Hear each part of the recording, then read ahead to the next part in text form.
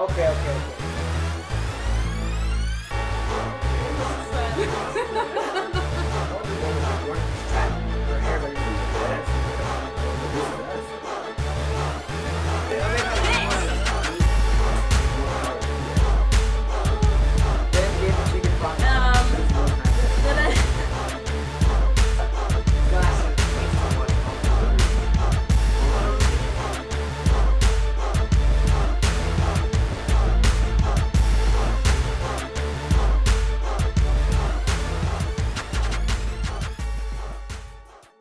Welcome aboard. This is the Sacramento Sunset. I'm yours truly, Vince Vicari. And my truly on my right, Brittany Rossman. Hello.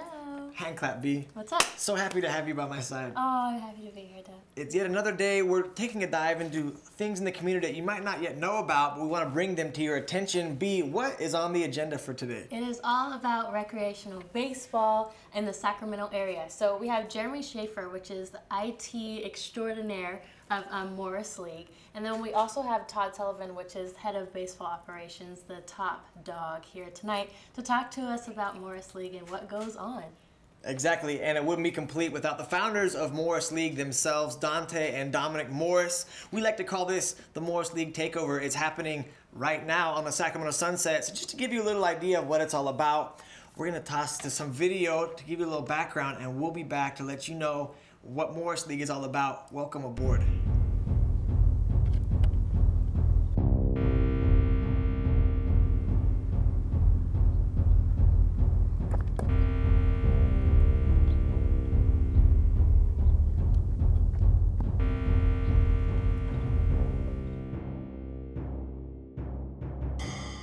Welcome back to the Sacramento Sunset. This is the Morris League Takeover edition. So it's all about the Adult Recreational League, Morris League. So we have a number of guests with us today. But with us right now is the head of operations and IT extraordinaire, Jeremy Schaffer. On my immediate left and on my far left, our far left. Don't you forget about me. Is the head of operations for the day-to-day league stuff, Todd Sullivan. As I like to call him, Todzilla. Thank you. Appreciate that. Gentlemen, thank you for being on the show. Thank you guys for coming. Thank you. Well, I wanted to ask our first question for Jeremy, actually. Sure. As IT guy of Morris League, like, what do you do on a day-to-day or week-to-week basis for the Morris League? Well, there's a lot going on every day. I spend a lot of time behind a computer. Essentially with the website development as a whole, it does take a lot of time down there, but sit behind a computer, come up with different aspects of things we want to implement on the website. So they come up with an idea, and basically I make it happen. A lot of it's kind of dirty code and things that a lot of people don't see. But when you go to the website and you look at it, you can see pretty much how everything ties together. Everything that controls all that is what I end up creating for them. Anything you see in terms of features, that are upcoming is all done by me, and we got a lot of things up in the agenda to spruce up the site a lot, and I think it'll be really exciting. So he does all the coding. He said dirty code. Dirty code. I don't know if you knew that was my nickname in high school. It was dirty code. I don't know why. But, Okay, I had a question for you. So what people don't always I'm going to sign up for a baseball league. People know about that part. But what they don't know about is the behind the scenes. Because back in the day, you used to call people or sign up on a bulletin board, hanging outside of homeroom or in the library or something. How are you making an effort to get Morris League out there onto people's computers, iPads? Well, there's a couple different aspects for that. Obviously, we always still have the, post up, sign up online. Well, not so much old school. You go on the website, you can fill out a form. So it's still more technical. But we also implement SEO services for our website, which is basically search engine optimization. And if you're a player, you're looking for a league to play in, you're going to go online, probably go on Google, say Sacramento baseball, and you're going to come up with a listing of all the different leagues available in Sacramento. And what we want to do is have ours show up the higher. The closer you are to number one on Google, the more people you're going to get to sign up.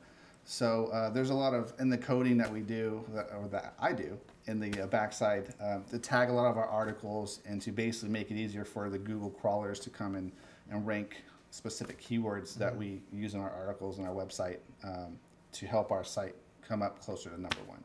Awesome. So Cool. And so you guys were both Morris League players at one point. And Todd, you've graduated. You've become the teacher. You are the head of operations, Zen Master, right? He has a PhD. In keeping it real. In keeping it real. Absolutely. But you're in charge of day-to-day operations with the Morris League. What does that consist of? I mean, how expansive is Morris League baseball? It's very expansive, and we're growing more and more every day. That's the main focus of what we try to do as Morris League. When they first started out in 2007, I got a phone call from a gentleman that ran McCullough Field saying, hey, I got a couple of real nice guys out here. They need an umpire. They don't have any money. You're our guy, Todd. Do you want to help them out? I said, you know what? Let me see what they're about. I'll come out. I'll get a feel for them, and we'll see where it takes us. And after the first game, after talking to Dominic and Donte and actually seeing their brother, their mother and father in the audience, the support that they get from their family, I instantly knew that we needed to get together and be a team. The tenacity that these guys had right from the get-go. I figure, with me doing this for many years prior to them being born, that I had some contacts, I had some phone numbers that might be able to help them out, and so we decided to team up and see how it would work out. And our first event was our 2007 honorary Negro League game. It was phenomenal. I got a lot of high school buddies. I have a lot of friends who are retired Major League Baseball players. We got them all together, nice little group. We had throwback uniforms. Everything out there on the field was, just like, early 1900s, and it was just a phenomenal day. And from that point on, I said, you know what? If we can do this in a matter of months, what can we do in a couple of years, 5 years, 10 years, so on and so forth. So we've just been growing, so large year in and year out. Which is awesome. And I got to meet you during those early stages of Morris League. And, we joke about how you have a PhD in baseball, but being able to watch you, go from coaching, and now, the head of operations of this awesome organization, grassroots movement organization, how has it affected you as a person, and what you're able to bring to this organization? It humbled me, really, to be honest. I thought I was the big machismo being a high school baseball coach, running a local little league, had lots of people coming to me asking for help to try to help out their programs, but it was just something about Morris League that I felt, this is where I need to be. How they reach out to the collegiate level, the recreational level, but also the fraternity level. And, to be able to reach out to so many people, but treat every aspect of their business adventures so professional at that age, it just makes my job a lot easier. Now, Jeremy, a question for you. The mind behind everything online. I don't know if you've trademarked that. No, but go ahead. No, we probably should, right? Jeremy Schaffer, the mind behind everything online. Okay, I wrote that for you. He was really excited about that. I was taking notes too. Chuckle a little bit for him.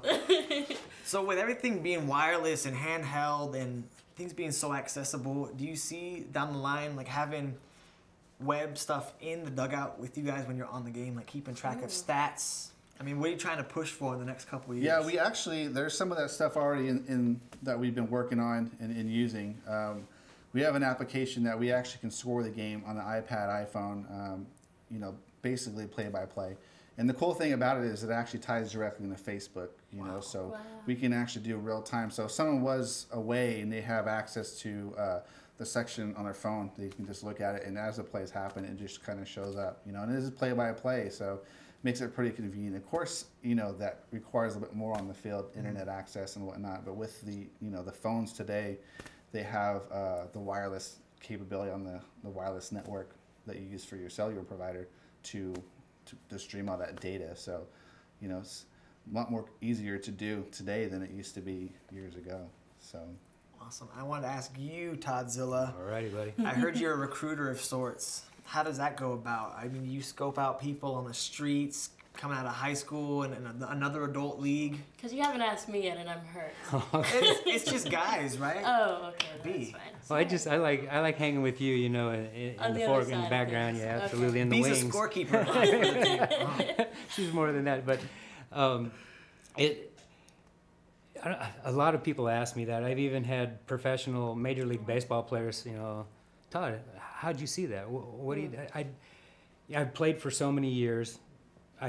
was injury prone, couple of blown out shoulders, several knee surgeries, and when I blew out my shoulder the first time, I didn't think I was going to come back. Coaches says if you can't come back and play the corners, we really have no use for you. Yeah. So I'm like, well, what can I do to continue to pitch? So I've gone through some homemade scientific things, drilling a hole through a baseball, trying to see how can I throw it with the same arm motion, the same body motion, but get different rotations on the ball. And once I started doing that, I started realizing, you know what, instead of teaching myself, I need to be out there with the community and the younger kids. I go, I want to show them what I can do. And I've worked with a lot of kids at the Little League level, high school level, and collegiate level. But even when I'm out walking the dog, if I see a baseball game going at William Land Park, I'm going to sit down and watch, see what's going on. If I see a couple of guys that have some talent, I'm handing them my card, and I say, I'll see you in fall with Morris League. Awesome. Nice. I haven't gotten that card from Todd, by the way, yet. Well, I'm still waiting for my my theme song. Your theme song? Yeah, absolutely. All right, I'm going to get cracking on that. There you go. I'd love to see you play baseball. How dare you? Sorry. I'm a great left fielder. Sorry, you're right.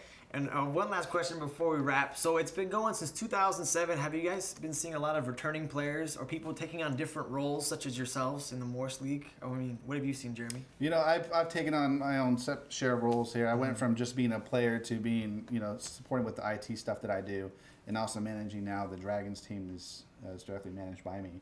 So we do have a lot of returning players. There's a lot of us actually, not just on our team, but in the league as a whole, that a lot of familiar faces that we all get along, even though we're all on different teams, that we see time and time again. That's one of the unique things is it sparked interest. You have your upper tiers of NABA and the MSBL, and then, you have Morris League, but it seems that we have NABA teams, MSBL teams now coming over and wanting to join our league. Word's getting out, player-wise.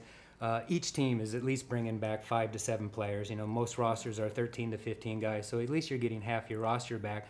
But the great thing about it is that they continue year after year to tell their friends, tell their collegiate brothers, and the next thing you know, they're jumping our team, but it's okay because they're building their own team to come into the league to now battle against me. So it's all full circle. So if you had 15 seconds to give a pitch to our collegiate audience out there watching, how can they join? Give that recruiter pitch to the crowd watching at home. Well, not how they can join, but the need of joining.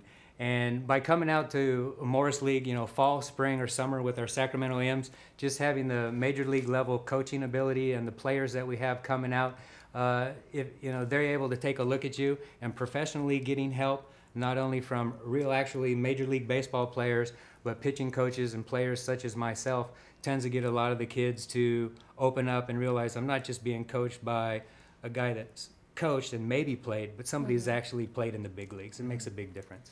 And so, Jeremy, when they go online to morrisleague.com, what are people going to see? Well, right now, the morrisleague.com main page, we call our front page, is basically everything current, up to date. Basically all the information you'll need at a glance. There's a lot of other pages and stuff there, and we're going to be adding more too. They go more into the content and other parts of the league and the other like social media and things like that. But those are in the sublinks. But the front page, all the information right there. So. Awesome. Very good. Well, thank you guys very much. You guys. I don't know. I like to call you guys the Morris League mechanics because you get the wrenches and everything to make things work. They got their tool belts ready. We like right? that. Uh-huh. Yes. The glove and the tool belt. Yes. Nice job. And we got the face of the brand, Dominic and Donte. That's right, the face, and we're talking with them next. So don't go anywhere, because when we come back, we will talk to the brothers themselves, Donte and Dominic Morris. So stick around. Thank you for tuning in. This is the Sacramento Sunset, and thank you to you two, Jeremy and Todd. Guys. Appreciate it. We'll be right back after this. There you are. Welcome back. This is the Sacramento Sunset, and I'm Britney V, and I'm here with Dev V. Hello. And now we have our guests with us, Donte and Dominic Morris, who are with the Morris League and the founders of the Morris League, and also founders of Sac Sunset. But we'll get into that later. Thank you guys for being here. Well, thanks for having us on camera. They're here all the time anyways. Yeah, I would say thanks for having us. We usually be on the on the outside, so Yeah. it feels good to finally be a guest of the Sac Sunset though. Hooray. Yeah. You're welcome. We do what we can. No, just kidding. No, but our first question, we know about you guys because we're now a part of your empire. But as far as Sacramento and getting everyone involved in what's going on, what you guys are doing, what is it like And we're talking about recreational sports right now, recreational baseball in Sacramento. What is it like running an adult baseball league? Well, running an adult baseball league, it kind of like have its pleasure and then kind of have its headaches. But for the most part, it's pretty much, just like anything pretty much. Guys want to play baseball, they want to have fun. And most of the times they don't have opportunity to play. So, what me and Dominic did in 2007 was we started a baseball league where it was just players like us. We came out of high school, wanted to play ball, but we really had nowhere to play. So we decided to start a league, and for guys that just want to, play hard and to continue on the field. Yeah, we're just creating a service.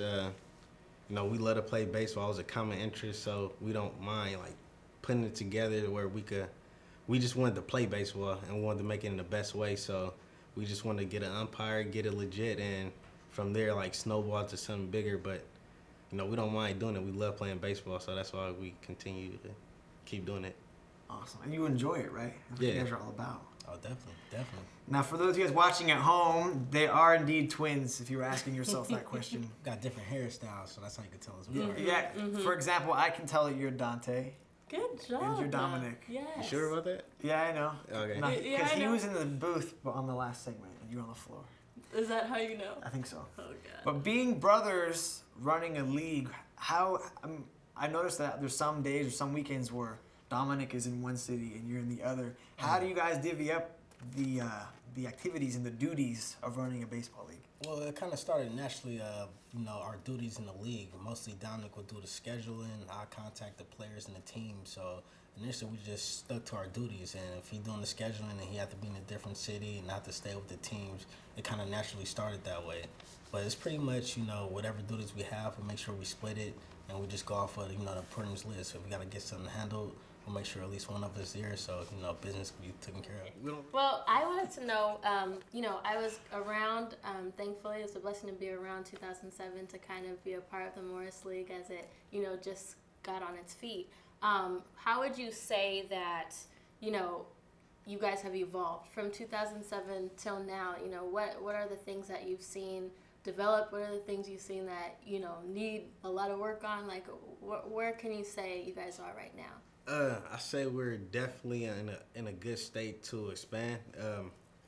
Todd and Jeremy was the earlier guest, and that is one of the main reasons why we're at where we're at. Because, just Todd by itself, he played at Sac State. He was well known in Sacramento, and me and Donte, when we came out, we didn't know nothing about Sacramento. It was from Oakland, and when he teamed up with us, when he said he wanted to help us out, it was like he opened the door for a lot more other things in Sacramento as far as coaches, players, different things. He had like a open resource where we could, get our goal out and use it. And with Jeremy, IT, when we first had our website, that was like one of our main things we started with. Like, we need to have a strong online presence, and having a website, having some visual will really attract new players coming in. And prior to 2008, our website was kind of janky. Like Google sites. Yeah, we tried Google sites, we tried different things, and when we had Jeremy on the team for Dragons, I first met him in spring 2008. He said that he does websites, and I was like, what? And I kept bugging him, said, oh yeah, I do this for a living. And he created the first Morris League site, and having the SEO presence, like you mentioned before, I don't really understand it that much, but I know a lot more players get signed up since Jeremy came on. So it's the people that's involved with the Morris League is really what made us grow and making us keep growing, making us on the right track. Well, one thing let me add on with Jeremy is, like Dominic said, we email him like 5 times a day. And, Jeremy probably understands this, but we tell him, we might ask him for one thing, and then the next day we'll ask him to do another thing. So we look at him as our own, like, research and development department pretty much. He's go-to. Yeah, like ask him to create a social site, a store site, and just have our stats on in the same week. So. Yeah, because we always thinking about new ideas, and always we just want to do it now and stuff like that. And so we always hitting them up with different stuff. Same with Todd, because we always see different things where we could sponge off from the league to make it better and to go off to different things. So we're always thinking about new ideas to start, even if we haven't finished the previous one. And one of the new ideas you guys have done recently is, aside from just having a baseball league in Sacramento, you've played other teams outside the area in California, right? Yeah, so back in the spring, we took our spring season off, and we had it's called the Team Morris, where we had like the collection of the best players from our fall league, and we're exhibition against college club teams, different semi-pro teams around the area, and we did that for a recruiting tactic. We wanted to get out and see how we could compare against teams outside of Sacramento, and we also wanted to see what the market was like in different cities. So we did that in the spring, and we actually, it kind of paid off because this fall season we have Santa Cruz Club that's going to enter into our fall season. And also in the summer we did something different too. We started up a semi-pro team called the Sacramento M's, and that's a little different because it's all competitive. It's all college guys that go to 4 years, 2-year college, kind of different from us in the rec league. So we were just like, managing like, talented players that got the shot to go to the pros, and we had a 50-game season, and it was pretty good.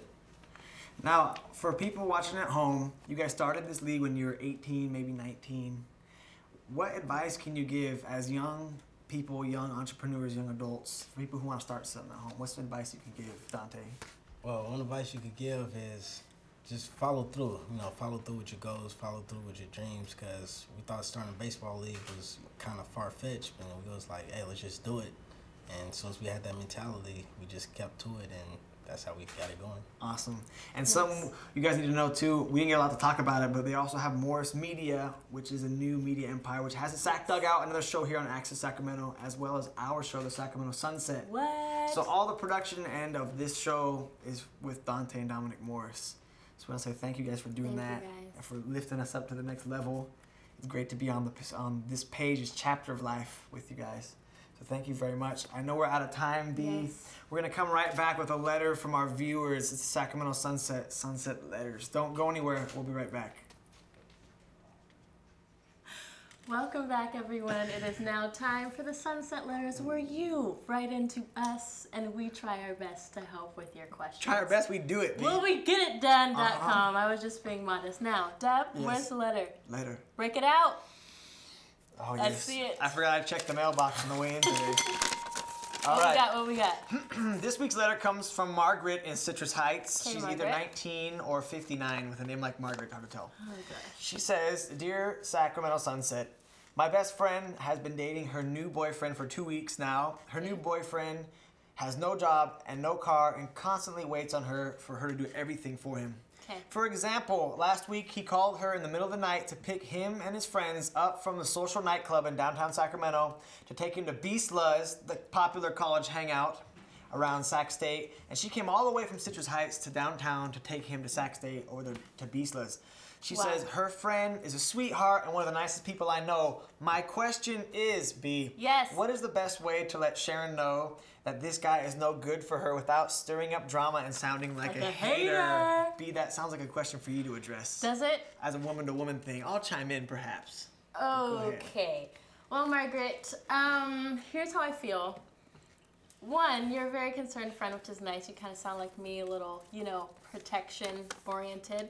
But I don't know what to tell Sharon, because what if she doesn't listen to you? I would just say, look, Sharon, homegirl, I just want you to know I'm not really feeling the guy. Like, it seems like he's taking advantage of you. And kind of see where she goes with it. Like, if she gets super defensive, like, in 2 weeks, I don't know. Maybe it depends on how far in she is. And, so sometimes if girls if they want to take on that kind of role, they take it on. Like, there's nothing that you can really do, even though it may suck, but it's kind of up to that girl to make the decision. So I'm just telling you, Margaret, she may get upset at you for bringing it up, but if you're a true friend, you may at least want to say it, so it's like, well, I did say something if it does go bad. Sharon, or I'm sorry, Margaret. Right here. Where's my light? Right here. I want to see you. They still love me. I want to see you. Sorry. I need to tell Margaret that you need to tell your friend and just be honest and address it. And let her know what the deal is. Because you know what? Love is blind, and infatuation is even blinder. Is that a word? Mm-hmm. Okay. Blindest is infatuation. So you need to tell your friend, there you are, Margaret. Tell Sharon that reassess the situation. You may have a bugaboo on your hands, as Destiny's Child once put it. Yes. If that guy does nothing for her, that's not a good relationship. Problem. It's about give and take. It's a two-way street, okay? Right now, it's Sharon's street, and it's not Sharon and fill in the blank street, okay? So you need to let your friend know, and Sharon, if you're watching, I apologize, but I'm being brutally honest. Because if my chick didn't have a job and she called me to take her everywhere, take her friends to the nail salon, I wouldn't do that. No, not all the time. I would once in a while, but I'd say, you know what? I have obligations too. I have needs too. Relationship is two people coming together to make one thing, not one person giving all the effort. Beautiful, Dub. Thank you. You have a question just like this you want to answer, write us. Facebook.com/Sacramento Sunset. We promise if you send us a message, it will be anonymous, right, B? Oh, definitely. Most definitely. Let people know when our podcast is on, please. Well, we definitely have a webcast, actually, every Sunday. And it's going to be at 10 p.m. You can find us at sacramentosunset.weebly.com to do that little lovely broadcast. Deb, where else can I find us, though? Well, check it out. I love Twitter and I love Instagram. Yes. So naturally, we do too. Follow us on Twitter at SacSunset as well as Instagram at SacSunset. Hashtag us, tag us. We love clicking that like button as we're scrolling through all the pictures. All day, yes. So go at us, follow us. We'll follow you back. We'll let the fun begin. So if you hadn't known about us before, we're here. Let's be friends. Facebook.com/Sacramento Sunset. What we do here is feature the happenings here in Sacramento, lifestyles of the bold and the beautiful and the bizarre. Does that work, B? That was great, yes. Thank you very much. 3 B's. Yes. You forgot the Britney, though. We want to thank everyone who's been part of the Morris League Takeover today for being on the show. That includes Jeremy Schaffer, Todzilla, Sullivan, Donte and Dominic Morris. Yes. And you guys can find out more about their baseball league at morrisleague.com. I'd also like to thank our wonderful cast and crew. Oh, they did great. Especially Lisa, who can also dance, and Greg, who's very good at finger pointing. But thank you guys, and thank you to Access Sacramento, because without you, this wouldn't be possible. Correct. B, anything else you'd like to add? No, Tell me how good I look today. You looked amazing. Not as good as you, B. And the dangly earrings. Okay, I see. try.